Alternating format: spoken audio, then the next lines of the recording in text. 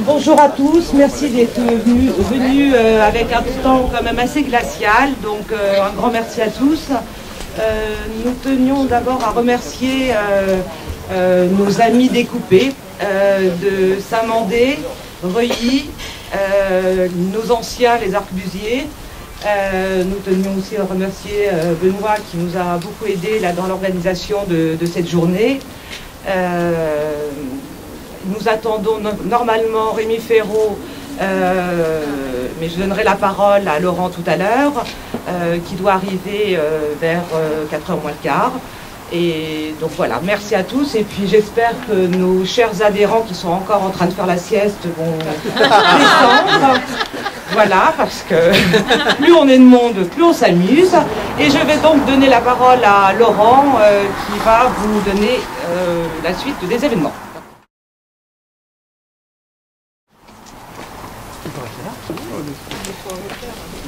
Bonjour à tous, donc je vais vous faire un peu un état des lieux de là où nous nous trouvons. Actuellement, donc BNP Paribas a décidé de lancer en grand la vente à la découpe. Nous sommes actuellement dans une phase de concertation avec eux, mais la concertation ne se passe pas du tout comme elle devrait l'être, compte tenu des accords collectifs qui régissent la vente à la découpe, puisque BNP Paribas nous impose actuellement des dictats absolument insupportables. Elle-même veut aller très vite dans sa vente à la découpe pour nous forcer la main. Et c'est quelque chose qui est absolument inacceptable, de ne pas respecter à la lettre les accords collectifs et nous mettre devant des positions qui sont non négociables de leur part. Donc c'est un point qui actuellement nous travaille beaucoup, sur lequel nous travaillons beaucoup, pour essayer pour contrer au maximum cette prise de position de BNP Paribas qui veut vraiment aller vers une vente forcée, c'est-à-dire obliger les locataires dans les 6 mois à venir à prendre la décision soit d'acheter au prix qui leur sera imposé, soit à partir à la fin de la prolongation de nos baux, c'est-à-dire maintenant dans 5 ans, puisque la vente a eu lieu il y a presque un an, le 26 avril, et donc nos baux se terminent tous le 25 avril 2018. Donc s'ils veulent aller très vite, pour encaisser le plus vite possible, bien sûr, les plus-values sur les ventes de nos appartements. Donc c'est quelque chose qui, pour nous, est absolument insupportable, d'être pris en otage par la volonté seule et unique de BNP Paribas. Et par ailleurs, donc ça c'est le quotidien, notre quotidien au sein du comité d'animation de notre association, et je peux vous dire que c'est beaucoup de travail. Et d'autre part, nous allons maintenant travailler très fort sur un changement de la loi qui est la seule protection qui pourrait être donnée à tous les découpés, et pas seulement à notre cas personnel, mais à tous les découpés qui sont dans le même cas, aussi bien anciens pour des opérations qui sont déjà en marche ou qui ont été bloquées, que sur les futures ventes à la découpe. Nous ne sommes pas les seuls, le problème ne se pose pas que à Paris, mais dans toutes les grandes métropoles. Partout, ce phénomène de vente à la découpe reprend de l'ampleur, pour des raisons purement spéculatives, au détriment de l'intérêt des locataires, qui sont là très souvent, comme nous ici, depuis très longtemps dans cet immeuble. Donc nous allons demander au sein du comité des découpés, qui regroupe un grand nombre d'associations, un rendez-vous avec le cabinet de Cécile Duflot, puisque une loi est en préparation sur le logement, et que cette loi doit impérativement avoir aussi une grosse partie sur les ventes à la découpe, qui sont un véritable problème et qui est en fait assez peu connu du grand public. Tant qu'on n'est pas touché, on ne s'en rend pas compte, mais n'importe quel locataire d'un immeuble appartenant à un institutionnel peut être touché par ce problème de vente à la découpe. Donc nous avons une plateforme des associations de découpés qui va demander un rendez-vous officiellement au cabinet de Cécile Duflot pour discuter des modalités de modification de la loi qui devrait probablement être promulguée en cours de discussion pour le projet, présenté au Parlement au 3e trimestre pour une mise en application en fin d'année 2013. Donc voilà notre plan de bataille actuel et c'est ce sur quoi nous travaillons de façon constante et en collaboration aussi avec tous nos amis des autres associations de découpés. Donc je vais vous passer la parole aussi à Benoît Philippi qui représente là justement le comité des découpés, et aussi la CDL qui nous épaule dans notre lutte et dans le combat que nous menons actuellement. On va être nombreux à parler, hein. On va simplement essayer d'étaler à la fois que les Amis de Saint-Mandé, des Arquebusiers, Gaïd du Temple nous envoient un message, Boulogne nous envoie des messages, différentes associations évidemment Tennes-Reuilly puissent s'exprimer, et que aussi le soutien de différents politiques qui vont être présents à tour de rôle ou pas puissent s'exprimer, et que des messages de nombreux politiques qui n'ont pas pu venir mais qui nous disent par écrit ou par oral leur soutien soient exprimés ici. Alors bon, on enchaîne un petit peu. Je pense quand même qu'on est dans une étape. Il y a un tournant dans la bataille ici, c'est déjà ces affiches. Mais il y a un autre tournant dont Laurent a bien parlé, c'est qu'il y a un affrontement extrêmement violent. Pour les adhérents qui viennent de le recevoir il y a quelques jours, le bilan, quand même, dit rapidement, c'est qu'on a réussi à ne pas être piégé dans une concertation locative dont on se méfie à mort, mais que, par contre, on les a sérieusement piégés, en ce sens, tout simplement, qu'on constate 4 violations de l'accord collectif, et que ce sont des clauses de nullité de la suite des opérations immobilières qu'on a bien l'intention de poursuivre, comme ça a été le cas aux Arquebusiers que j'essaye de repérer des yeux, notamment là, et qui aboutit, je vous rappelle que les Arquebusiers sont les prédécesseurs et qui ont été jusqu'en cours de cassation pour démontrer que le congédiement, les offres de vente, elles seraient nulles dès lors que l'accord collectif n'est pas respecté. Actuellement, nous avons donc 4 violations majeures de l'accord collectif au 166, 172, 4 GMAP, et on compte bien l'utiliser. La deuxième partie, c'est quand même une mise en garde, hein. Je crois que Laurent l'a dit, mais peut-être pas avec, je crois, la vigueur qu'il faut sur un point particulier. On dit qu'on a 5 ans, une seconde, 5 ans en théorie, mais la réalité, c'est que là, ce qu'ils veulent, c'est une convocation de tous les locataires le 25 avril, et 25 avril plus 4 mois, on aura chacun ici une proposition d'offre de vente qui est un diktat. Pour eux, la règle est simple. On vous propose une fois et une fois seulement l'achat au prix qui est le leur, avec la menace que le 5 ans, c'est pas un minimum, c'est un maximum. Ça veut dire, vous êtes sûr d'être dehors dans les 5 ans ou vous achetez. C'est ça leur racket. Il faut bien dire les mots. Le racket de la vente forcée, de la vente à la découpe. Et elle se cristallise concrètement par le fait que donc il y a une convocation qui n'a pas été confirmée, mais on a toutes les raisons de penser qu'aujourd'hui ils vont passer outre tout ce qu'on raconte. 25 avril plus 4 mois plus 2 mois, au bout de, sauf erreur de ma part, 25 octobre, mais je ne suis pas sûr d'être bon en calcul, donc vous me rectifiez si je me suis trompé, mais je crois bien que c'est le 25 octobre. Pour eux, tout doit être vendu, ou ceux qui n'auront pas acheté, eh bien ils sont bons pour être mis à la rue. Et quand on dit qu'il y a des gens, 339 personnes, 322, pardon, excusez-moi, 322, ne nous trompons pas sur les chiffres et ne chiffrons pas, 322 personnes menacées d'être mises à la rue, c'est pour une échéance très courte, rapide, violente. Et c'est bien pour ça qu'on a absolument besoin d'une loi de protection et qui couvre 2 volets principaux. Le premier, c'est effectivement que tous les congés qui entourent la logique des ventes à la découpe, dans certains cas, mais devenus rares, des congés ventes directes, comme les Arquebusiers les ont connus, comme Pradier a pu le connaître, mais en règle générale, avec la loi Aurillac, c'est plus ça. C'est plus le congé vente, c'est le congé reprise qui est pris comme élément pour mettre en otage et les locataires pour qu'ils cèdent, puis ensuite les tribunaux, parce que les tribunaux sont assaillis, on les voit au quotidien, tous les tribunaux ne voient plus qu'une seule chose, c'est des gens qui sont congédiés à la suite d'un achat occupé. Or, la loi de 89, pour ceux, peut-être pas très nombreux, qui l'ont suivi de près, c'était mon cas. Eh bien, je peux quand même vous dire qu'entre 89 et 92, les ancêtres de l'époque, notamment le comité de la rue de Lourmel, une grande tour avec une banderole qui faisait 70 mètres de haut, hein, eh bien, ils ont gagné que pratiquement 90% des congés ventes ont été annulés par les tribunaux d'instance et cours d'appel de Paris pendant les 4 premières années de la loi Malandin-Mermaz. Le principe en était simple, c'était de dire le congé, c'est fait pour une personne physique qui a donné à bail, qui a consenti une location, mais pas pour quelqu'un qui achète occupé ni en bloc ni au détail. Et ça, c'est le principe que maintenant on veut voir confirmé dans la loi.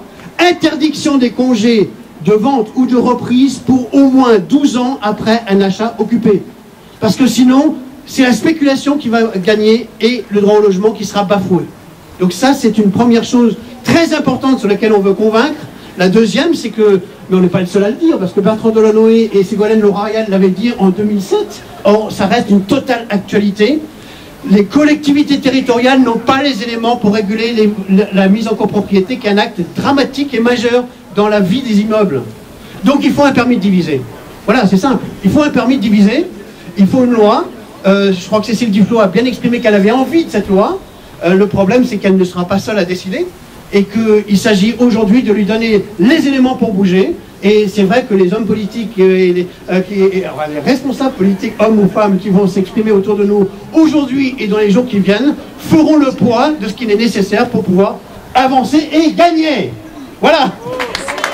Je suggère peut-être s'amender si David est prêt à dire un petit mot ou je sais pas quoi. En attendant, pendant qu'il se prépare, j'indique simplement la liste des soutiens dont on va faire état aujourd'hui.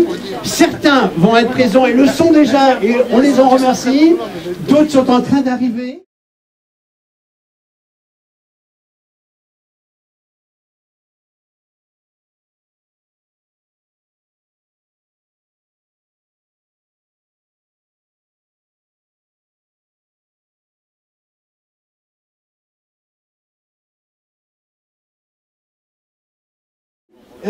Je cite donc que Rémi Féraud va prendre la parole avec nous et est attendu pour une interview de presse en plus, que René Dutray, conseiller de Paris, Rémi Féraud, je ne vais pas présenter, hein, je pense que vous connaissez tous, je rappelle qu'il est conseiller de Paris et maire du 10e, que René Dutray, conseiller de Paris, est déjà présent avec nous, responsable des Verts, ELV pour être précis, si je ne sais plus ce que ça veut dire, mais c'est pas grave. Vous savez de quoi on parle. Que Alain Lostis n'est pas parmi nous, je ne fais pas d'erreur, mais va être là incessamment. Que par ailleurs, déjà présent un représentant, parce que l'état de santé ne permet pas à Emma Kos de venir elle-même vice-présidente Habitat du Conseil régional, que par ailleurs Sebada Goma est hors de France, mais nous a appelé 2 fois ce matin et a peaufiné un message qu'on va lire et qui est un engagement fort de la députée de circonscription sur les 2 thèmes que j'ai indiqués, que par ailleurs Martine Billard, candidate aux élections et qui a suivi beaucoup les ventes à la découpe pendant les années antérieures, nous a envoyé un message depuis le congrès de Nantes du parti de gauche dont elle est coprésidente, et que ainsi de suite. Donc je cite quand même le fait que nous avons un message pour l'instant oral, mais qui est peut-être devenu écrit dans ma poche, de Daniel Goldberg, qui est à l'Assemblée rapporteur pour avis du budget du logement et responsable du groupe à l'Assemblée nationale qui vient de se constituer, du groupe d'études construction logement, et qui compte bien s'emparer de cela pour aider à ce que la loi cadre soit dans le sens de ce dont on a besoin, que Laurence Abeille, députée du Val-de-Marne, a indiqué qu'elle ne pouvait pas venir mais qu'elle le souhaitait, et je crois qu'un message est en train d'être acheminé. Et j'ai peut-être oublié 1 ou 2 personnes, je voudrais ne pas le faire parce que ça peut créer des malentendus qu'on oublie, mais il y a au moins ceux que je viens de citer. Et si quelqu'un peut me rectifier, j'ai oublié quelqu'un là, non? Si, Marine Lindemann, sénatrice de Paris, qui a également indiqué son soutien, son impossibilité de se joindre à nous, et qui nous envoie un message. Donc tout ça, ça fait quand même... allez, j'espère que ça encourage. Est-ce que ça vous donne du courage? Oui. On est prêt à continuer? Oui. Ok. Allez, s'amender.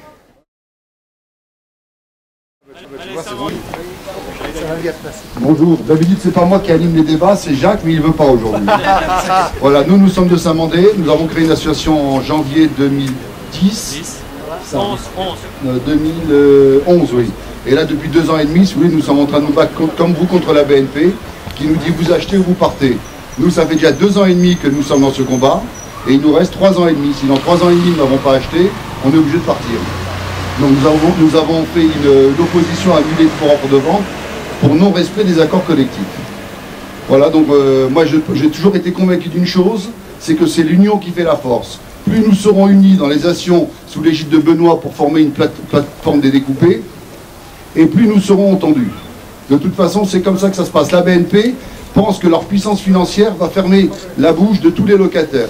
Et il faut vraiment qu'on se fasse entendre par tous les médias. Et l'idéal, c'est qu'on fasse un tsunami médiatique. Mais ça, c'est pas gagné. Alors, je vais passer maintenant la parole à Karine Bancourt. De l'association Tenreuil. Voilà. Tu veux remonter là? C'est bon? Ok. Bonjour à tous. Alors, nous, Reguitaine, nous sommes un peu les petits derniers, mais tout à fait dans le même contexte que vous, puisque nous avions depuis des années un bailleur qui était Gessina, qui, comme ça a été le cas pour vous, nous a vendu en bloc à BNP le 19 novembre dernier, donc à peu près 6 mois après les autres résidences, et notre association de locataires s'est mobilisée depuis cette époque-là contre la vente à la découpe, et nous sommes très tôt concertés avec Laurent Montclac de GEMAP, avec l'équipe de Saint-Mandé, pour travailler ensemble à des initiatives communes. Donc nous avons décidé hier de signer la plateforme pour peser sur le débat parlementaire qui va avoir lieu, comme l'a dit Laurent. Nous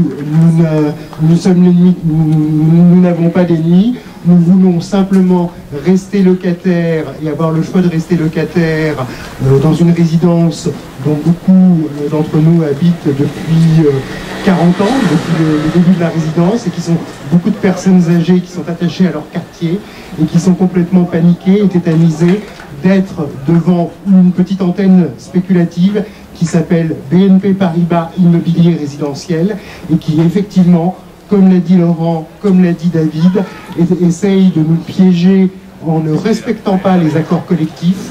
Donc nous aussi, à Reguitaine, nous nous battons sur le respect des accords collectifs. Nous dénonçons les manœuvres de SNCD Résidences et de BNP Paribas Immobilier et nous sommes décidés à nous battre avec vous pour ne pas nous laisser faire. Voilà, merci. Magnifique.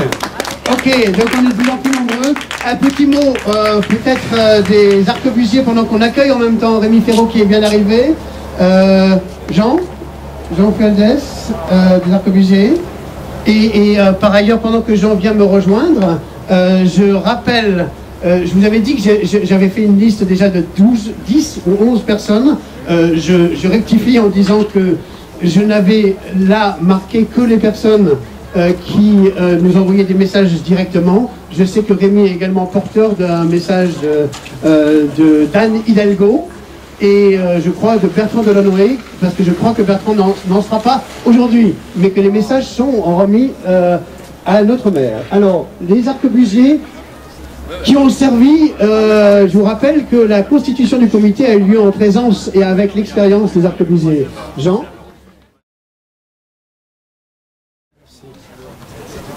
Bonjour, je suis Jean. Après avoir été un peu moins d'un an à la mairie, dans votre mairie, et de vous avoir salué et d'avoir été étonné par la vitesse à laquelle vous aviez pris des décisions, j'avais mis un mot après cette réunion en disant bravo, vous vous êtes décidé tout de suite à constituer un comité, à constituer une association, vous aviez franchi des étapes. Je crois qu'on y était peut-être pour quelque chose, parce que nous avons eu le privilège d'être dans les premiers, au moins dans la deuxième vague des ventes à la découpe, avec nous, c'était pas une BNP ou une banque française, mais c'était, rappelez-vous, le fonds de pension américain Westbrook, qui nous avait immédiatement, en rachetant toute notre résidence à Gessina, ou Gessina plutôt vendant à Westbrook, et à ses filiales françaises, nous étions arrivés très rapidement, début 2004. Donc ça fait un bail. Et nous avons été confrontés, comme vous l'êtes, à la vente à la découpe. Eh bien, vous le savez sans doute, je ne dirais pas que nous sommes des retraités de la bataille, mais nous avons gagné. Nous avons gagné au bout de 5 ans. Donc ne vous désespérez pas, vous avez encore de belles années devant vous. Nous avons gagné principalement, et ça sera répété certainement par tous les représentants des comités, parce que nous avons tenu, et nous avons tenu ensemble.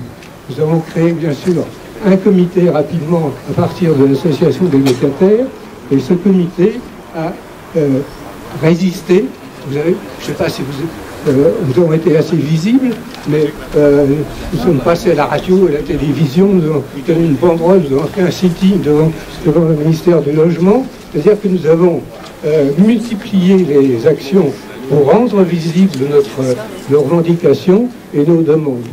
Mais ça n'est pas le seul, nous avons aussi utilisé toutes les armes juridiques de la stratégie montée grâce à la pugnacité de Benoît, une stratégie que nous avions appelée, je ne sais pas si c'est resté dans vos mémoires, la stratégie de la torture romaine, c'est-à-dire que, comme il le disait tout à l'heure, nous avons été attaqués en première instance, en appel et en cassation, où à chaque fois, nous avons gagné. Et nous avons gagné finalement, tous ceux qui nous avaient suivis, eh bien, ont obtenu ce qu'ils voulaient, c'est-à-dire soit un prix d'achat négocié, soit une location normale de longue durée, se renouvelant. Et la dernière option, c'était de partir et d'être logé, mais personne n'en a voulu, parce que si on s'était battu, c'était pour rester, c'était pas pour partir. Donc tout ça, c'est bien terminé, et je suis heureux de vous saluer et de vous dire, tenez bon, restez tous ensemble. La loi, nous n'étions pas, nous, sous le régime de la loi Aurillac. À un moment, nous l'avons regretté, et nous voyons que tout ce qu'elle promet n'est pas rose, et au contraire, vous oblige, comme disait Benoît tout à l'heure, à une autre stratégie, une stratégie d'un peu plus long terme, mais qui, je me rends compte maintenant, ce long terme est très raccourci, puisque le 24 avril, c'est bien retenu la date que tu as dit tout à l'heure, et il y aura 6 mois. Justement, dans les 6 mois, vous êtes menacé d'avoir à prendre des décisions. Donc, c'est illusoire, ces 6 ans de tranquillité illusoire ne sont en fait qu'illusions. On passe la parole assez vite à oui, René Ferraud. Je m'arrête et laisse la parole à René Ferraud, que je rencontre souvent dans d'autres réunions, et je pense qu'il vous apportera, en tant que maire de votre arrondissement, tout le soutien que vous attendez. Merci aux autres arquebusiers parce qu'ils sont plusieurs à être venus et l'expérience et le témoignage anciens et nouveaux fondent cette plateforme.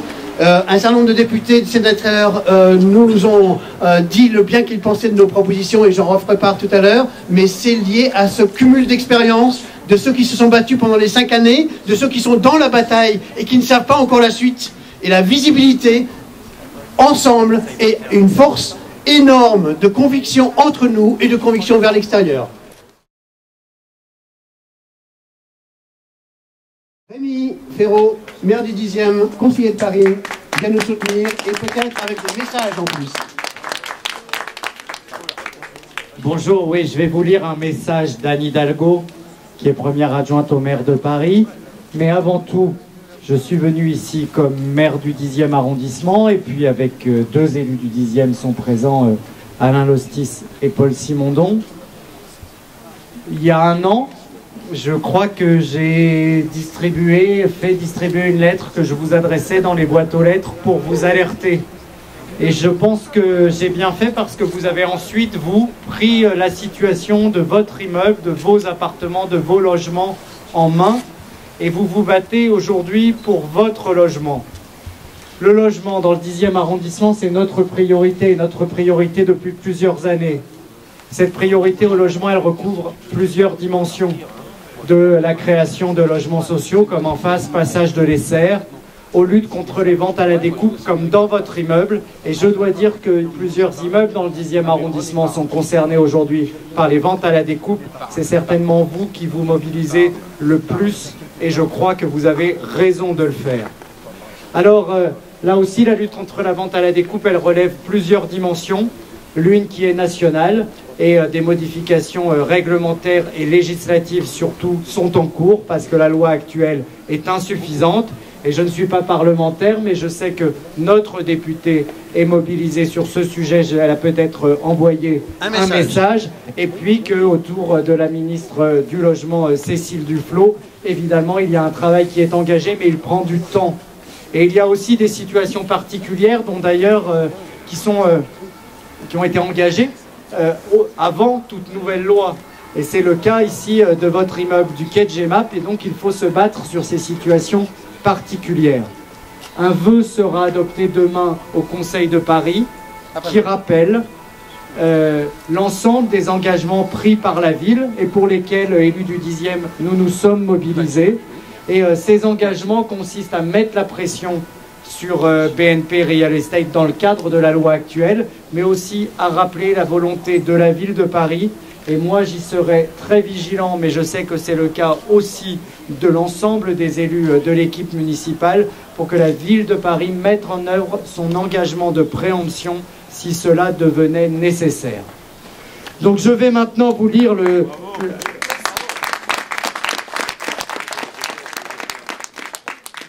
Et évidemment, comme c'est cher de préempter des appartements quai de Gemap, il faut que les élus d'arrondissement se mobilisent et rappelle l'engagement à la ville de Paris qu'elle a pris. Mais moi, j'ai confiance en Bertrand Delanoë aujourd'hui et je l'espère en Anne Hidalgo demain pour mettre en œuvre cet engagement si cela devenait nécessaire. Donc je vais vous lire rapidement le message d'Anne Hidalgo, qui est au Salon du Livre, je crois, cet après-midi pour dédicacer son livre.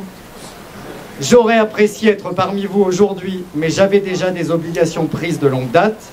Je connais et suis attentivement votre combat et veux que vous sachiez que la ville de Paris est mobilisée depuis longtemps pour éviter que des locataires soient dépourvus de solutions lorsque leur appartement fait l'objet d'une vente à la découpe.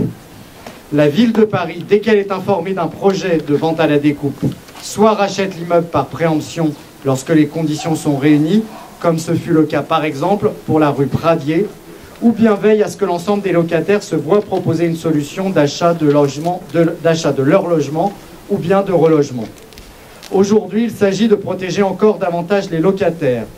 Certains proposent un permis de vente à la découpe. Je sais qu'il fait l'objet actuellement d'une discussion au niveau national et j'y suis favorable. Mais le plus important selon moi est de protéger les locataires les plus fragiles, au premier rang desquels les personnes âgées. Sachez que la ville de Paris est et restera à vos côtés. La présence du maire du 10e aujourd'hui est là pour en témoigner. Voilà, donc je vous transmets son message et vous dis aussi que nous sommes à vos côtés dans la mesure de la loi actuelle et un peu au-delà par l'intervention et la possibilité que garde toujours la ville de Paris de préempter pour maintenir les locataires en place. Merci. Qui a été dès le début de l'action ici et qui continue au quotidien avec nous. Oui, donc Alain Lestis, élu communiste. Je suis votre voisin, j'habite en face de chez vous, donc mais depuis avant que votre immeuble soit construit. Je dis simplement ça pour voir, puis je passe régulièrement, mais vous, un certain nombre de locataires ici le savent, puisqu'ils me bloquent souvent pour me parler de la situation de l'immeuble. Simplement, je veux dire que dès que j'ai été avisé de votre rassemblement, j'ai dit que je serais présent, bien évidemment, mais surtout j'ai pensé qu'il était nécessaire. Bien sûr, j'ai une confiance absolue dans le maire de Paris que je soutiens depuis 2001, et même avant, puisqu'en 1995, la liste de gauche a gagné dans l'arrondissement avec Tony Dreyfus et moi. Donc j'ai pas de problème là-dessus. Tout le monde connaît mon soutien également à Anne Hidalgo. Donc là-dessus, il n'y a pas de course de vitesse. Mais nous sommes face à une course de vitesse avec des menteurs, avec des spéculateurs. Si vous vous rappelez, ce qui était là, la première réunion que j'ai faite au bord au point éphémère, je leur avais dit que de toute façon, la BNP n'était pas un investisseur de long terme en l'occurrence, qui vendrait dans les 6 mois. Il y a eu beaucoup d'interrogations, on m'a dit oui, peut-être. Je vais même lui dire que certains d'entre vous pensaient que je faisais de la publicité autour de moi. Non, c'est parce que malheureusement, ça se passe, et ça a été rappelé par le président de notre association, ça se passe toujours comme ça. C'est toujours comme ça. C'est faut que l'argent roule. Et donc, et puis en même temps, on roule les locataires. Alors, tout de suite, j'ai redéposé un vœu, c'était la dernière minute. J'ai redéposé un vœu, il n'est pas génial, mais je vous le donne, comme ça vous pourrez le remettre, et vous verrez que le vœu de l'exécutif stipule que son vœu, le vœu de l'exécutif qui va être voté demain, je l'espère sans aucun doute, par l'ensemble de la majorité municipale, pourquoi pas même l'unanimité du Conseil, devant le scandale que constitue l'opération d'ici, reprend le fait que ce vœu, le vœu de l'exécutif, est issu du vœu déposé par mon groupe et par moi, en l'occurrence. Je dis ça pourquoi? Parce qu'il faut être extrêmement vigilant. Bien évidemment, nous avons une équipe extrêmement soudée dans l'arrondissement autour de Rémi Ferraud, de Paul Simondon sur les questions, et donc il n'y a pas de problème. Et nous avons, hier, on a chacun agi de notre côté et ensemble pour pouvoir arriver à cette situation. Ceci étant donné le prix auquel la BNP essaye de prétendre, la préemption est un vrai enjeu politique majeur.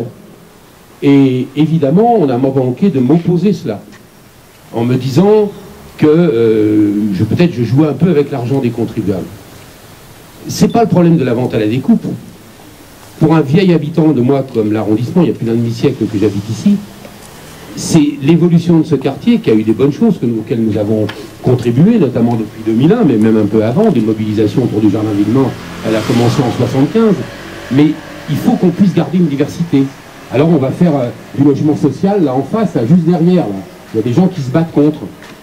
Et puis, ici, c'est des couches moyennes qui sont là, et qui doivent aussi pouvoir rester, qui payent déjà un loyer élevé.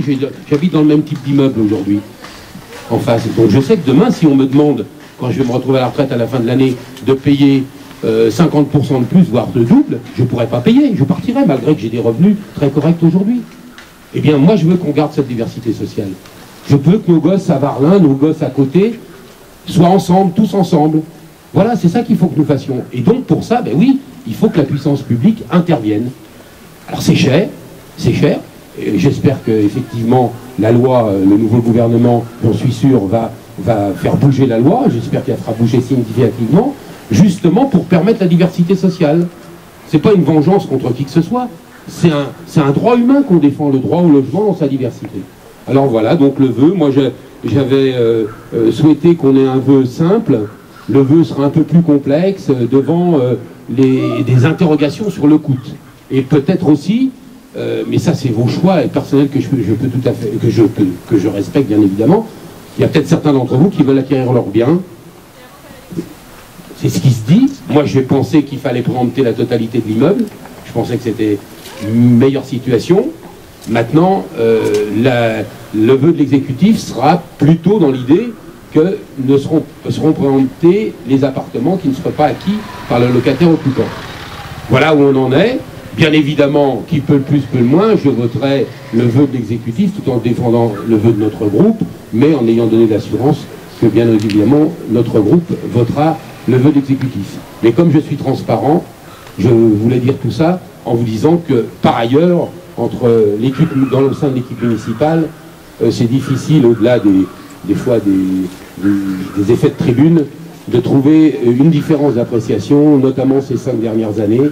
Et donc, ici, je suis venu simplement vous dire qu'on a une équipe soudée à la municipalité, à part peut-être, évidemment, bien sûr, l'élu d'opposition qui, lui, est pour le libéralisme échevelé, mais comme il ne vient pas les 3/4 du temps en séance, c'est pas un problème. Voilà. Eh bien, écoutez, bon dimanche, et moi, je vais aller au cinéma au MK2, donc... Je suis obligé d'excuser René Dutray qui était à côté de nous, que vous avez vu avec moi, que j'ai présenté parce que c'était le premier arrivé des élus parisiens. Lui était un petit peu en avance, peut-être avec une erreur de temps, mais surtout parce qu'il intervenait dans exactement maintenant 10 minutes dans le 14e arrondissement. Il n'a pas pu rester pour faire lui-même son intervention, mais a quand même indiqué... évidemment, son soutien, il était physique, et on sait son investissement depuis de longues années sur la vente à la découpe au plan parisien. Mais il a surtout dit que Lionel, qui était déjà chargé d'un message de la part d'Emma Cosse, vice-présidente Habitat du Conseil régional, était également habilité à nous rendre compte de ce que René voulait dire. Alors la parole à Lionel, qui n'est pas en tant que tel élu, mais qui représente maintenant la casquette de 2 élus majeurs d'Europe Écologie Les Verts.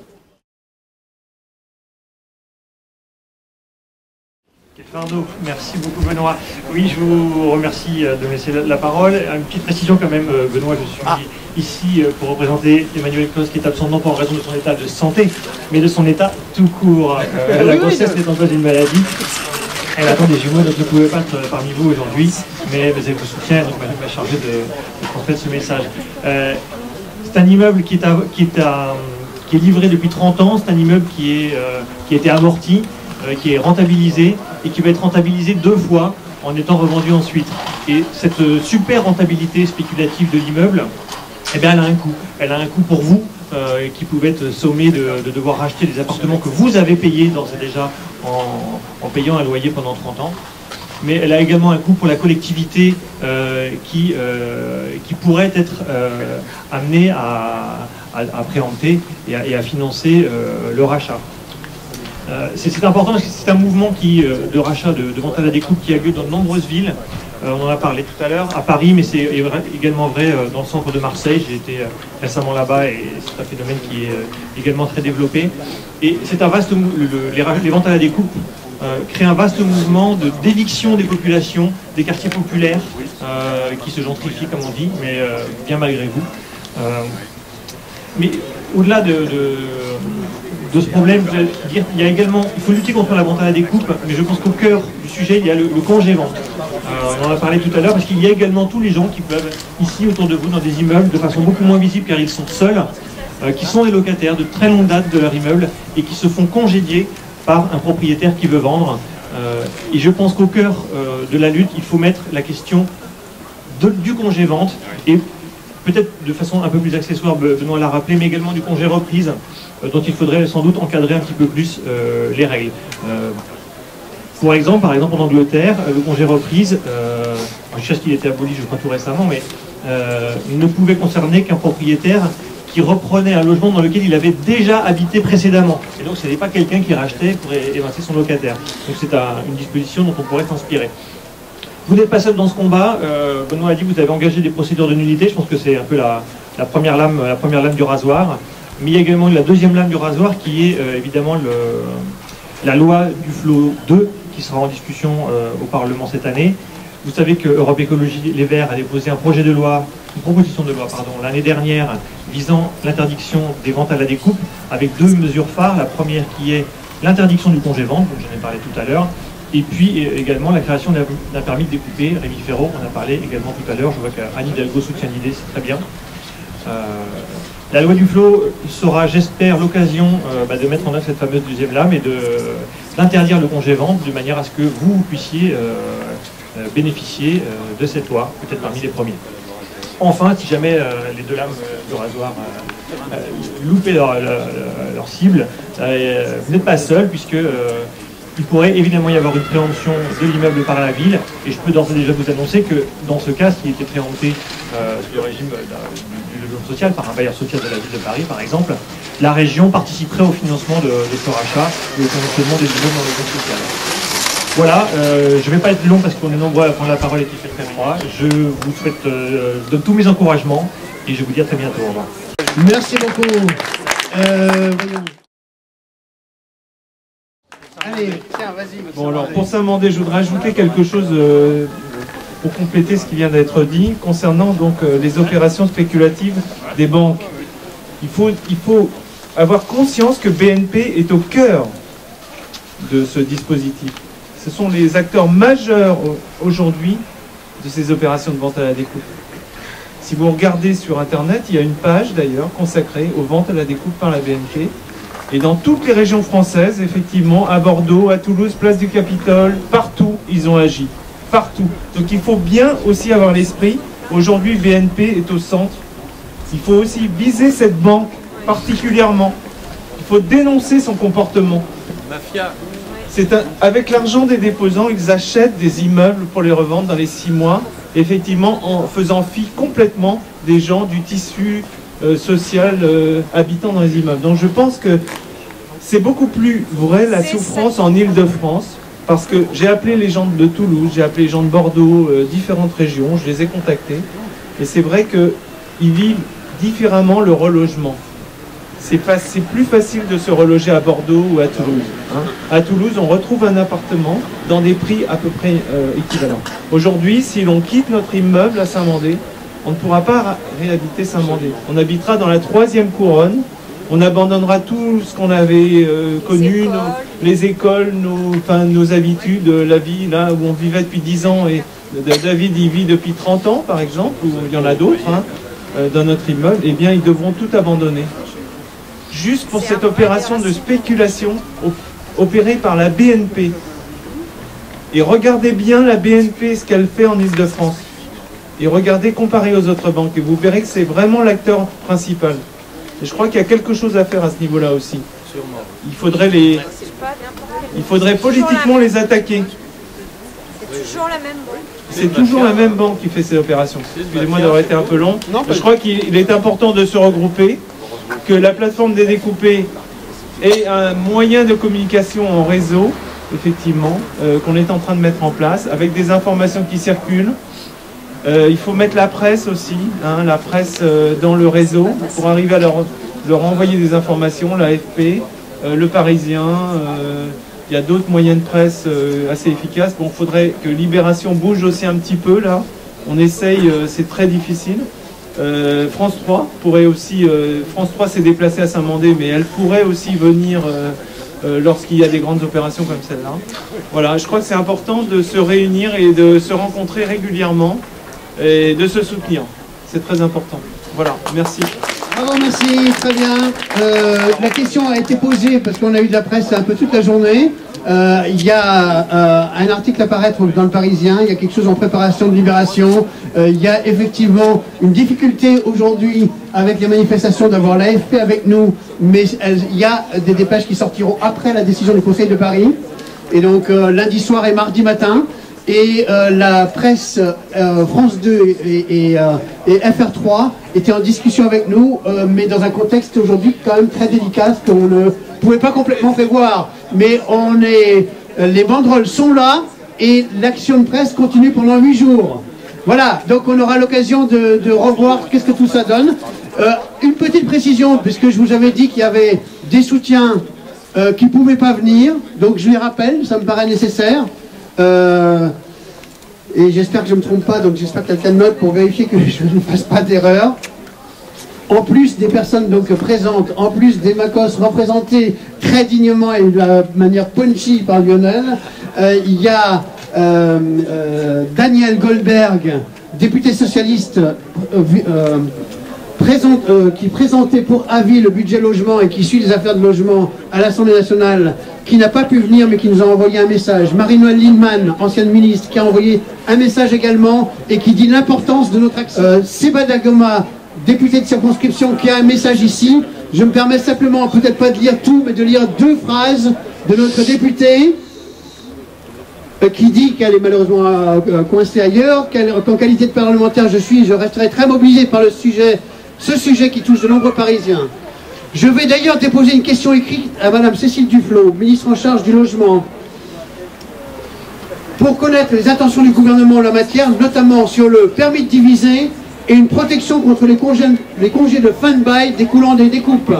Donc le message continue, je n'ai peut-être pas le temps de dire tout, je vous le laisse disponible, il sera sur le site de l'association. Ça me paraissait important de savoir que la convergence est forte, de la gauche, du front de gauche, des écologistes, du Parti socialiste parisien et national, de plus en plus d'échos viennent, et la question évidemment de faire passer cela dans les textes avec les échéances qui sont probablement un Conseil des ministres en juillet et un débat au Parlement à partir de fin septembre. C'est les dernières indications que pouvait me donner Daniel Goldberg ce matin lorsqu'on en discutait ensemble. Donc a priori ça veut dire qu'entre maintenant et le mois de mai, on va rythmer sans arrêt, toutes les 3 semaines, il y aura des choses qui bougeront. Et je me permets de redire à Rémi que nous risquons de mobiliser, s'il veut bien, la mairie du 10e pour le forum des découpés dont nous parlons depuis un moment, mais dont on n'a pas encore arrêté la date et qu'on va essayer d'arrêter la semaine prochaine pour vous l'annoncer. Forum des découpés en mairie du 10e bientôt. Eh bien écoutez, peut-être, comme il ne fait pas très très chaud, on a réchauffé le climat, mais pas totalement bousculé l'hiver. Donc, un petit verre d'amitié à l'intérieur et on arrête les interventions si je n'oublie pas. Ça va, Laurent, le mot de la conclusion. Merci à tous d'être venus nous soutenir pour notre combat. Je remercie particulièrement Rémi Féraud d'être venu aujourd'hui, Alain Lostis qui vient de partir et Paul Simondon. Ah, il est là, pardon, excuse-moi. Et pourtant, non, et pourtant, il est beaucoup plus grand que moi. Hein. Mais donc, je les remercie vraiment d'être venus, de nous avoir communiqué les différents messages de soutien dans notre combat. Et bien entendu, nous serons toujours à la pointe de ce combat pour pouvoir rester dans notre immeuble et travailler aussi très très fortement sur ce changement de loi. Je vous remercie beaucoup d'être venus et bien entendu, vous serez toujours informés de la suite des événements au fur et à mesure de l'avancement. Merci à tous.